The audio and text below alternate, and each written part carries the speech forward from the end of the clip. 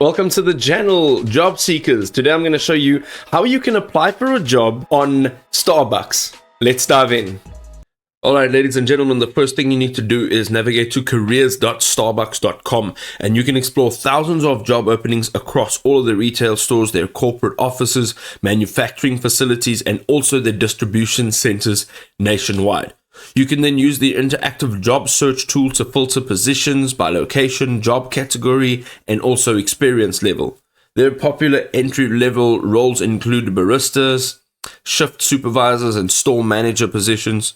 Register with your email address, upload your current resume, and complete your candidate profile with some personal details, some previous work history, as well as your available preferences.